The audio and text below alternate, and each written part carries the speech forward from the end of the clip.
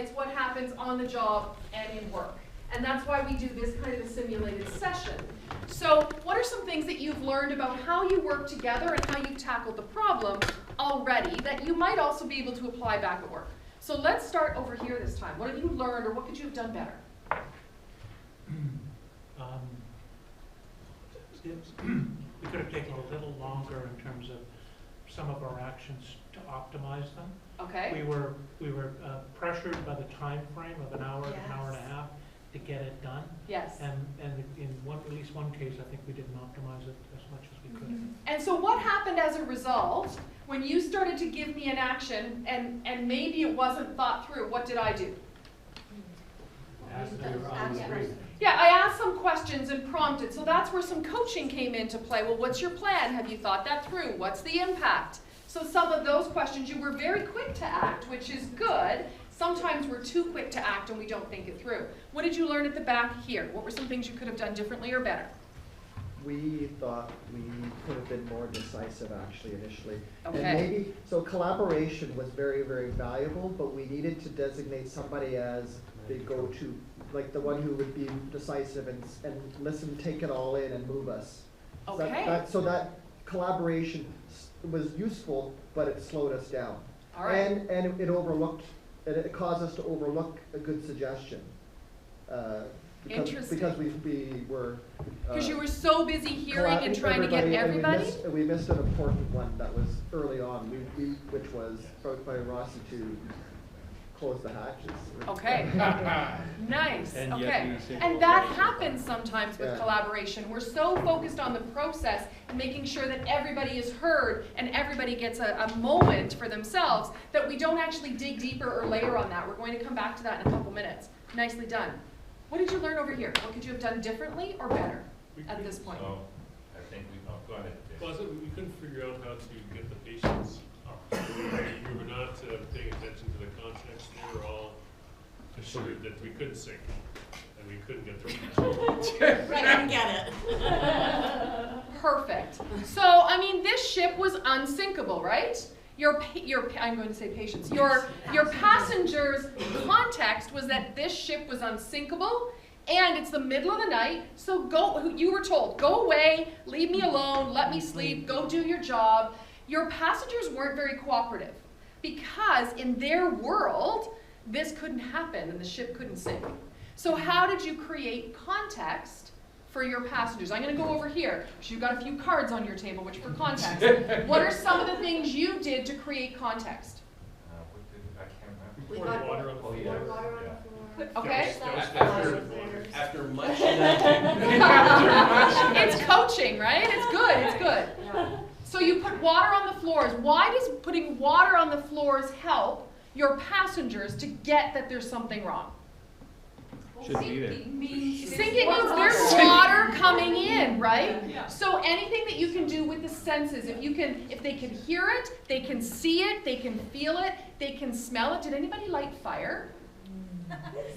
We had some. You talked about it. You talked about it early on. And I made sure that you that your group also at one point your crew didn't have their life jackets on, or I wondered, I didn't hear that they had their life jackets on. Just having your crew with their life jackets on, the whistles blowing, the water's flooding, there's all of this noise, there's something that's out of the norm for them, and so they realize that something's wrong. When you're communicating in stressful situations back at work, the same kind of thing applies. You may have been dealing with your context for 2 months or 3 months or 6 months, and you're talking to people and sharing a message to people that are just hearing it for the first time.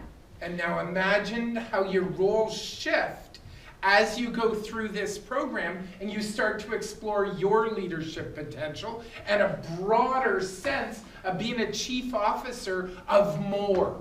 And how you now want to create context with different groups of people to take different actions.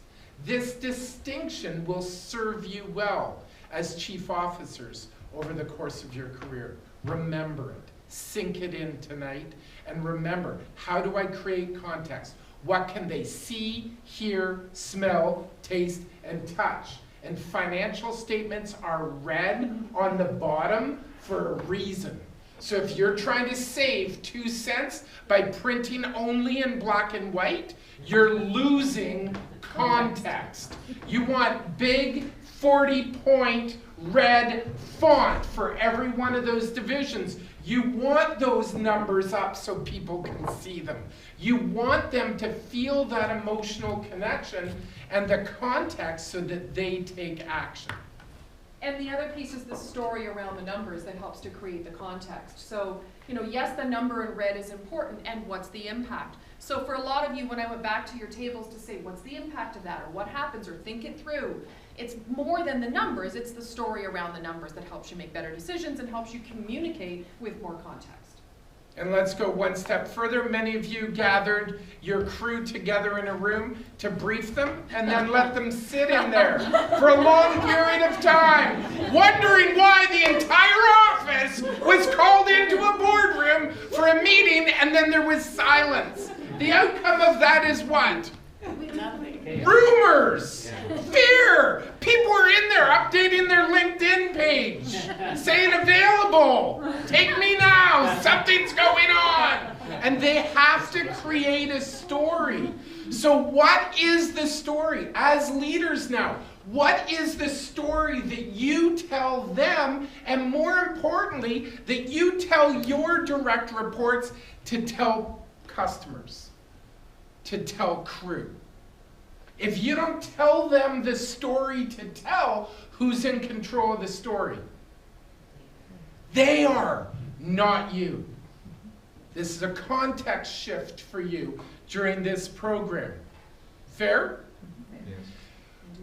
We'd like to distinguish 2 pieces now for the second part of this experience. We'd like you to take on 2 behaviors. Are you willing, yes or no? Yes. Thank you, that's great, because sometimes people say, well, what are the 2 behaviors? So you're very open, I like that. First, what we'd like you to do is we'd like you to start to notice when someone kills off an idea. What happens when someone kills off an idea? Their finger point. So what happens when someone raises an idea and someone else goes, that won't work, you can't do that, and they kill off that idea? What's the outcome? What's the impact? That person stopped communicating. They stop communicating, They stop sharing ideas. they stop sharing ideas, They lose engagement. they become disengaged, you lose engagement, and that is not what you want, is it? So, here's what we're going to ask you to do. In Canada, we have the beaver. They have a large tail. When someone kills off an idea, we want you to slap the table. So, let's see if you've got this. Yeah, not that. You can't. Good Your distinction. When someone kills off an idea like this, you can't do that. Okay, some of you are with me. The others are coming. Catch up there. Pedal harder. That won't work. I don't think so. The ship's gonna sink. That's yours. Because you believe that context. So when they bring it up, you kill it off. Right. So they're gonna be slapping the table now. Okay? Any idea that gets killed off, you slap the table. Why is that? We don't accept it. We don't accept that it's not possible. Because I can think of nothing less likely to fly than an airplane. Metal and glass filled with 400 people in the air flying. Humans have over and over again, using technology, made the impossible possible. What is possible is only limited by what you believe is possible. So during this experience, and potentially later on in life, you may want to take on stopping people from killing off ideas. Ideas are the fundamental building block of how you gather from other people. And if you kill off ideas, you kill off the person, because they won't be back to give you another idea. Okay? The second piece is very important, so stand up. We're going to ask you to do an exercise. They have balls. Oh, you have balls. Perfect. We're gonna ask you to do an exercise, and these balls have 2 words on them. What do they say? Learn to. Yes, learn to, and? Yes, and. Yes, and. Yes, and.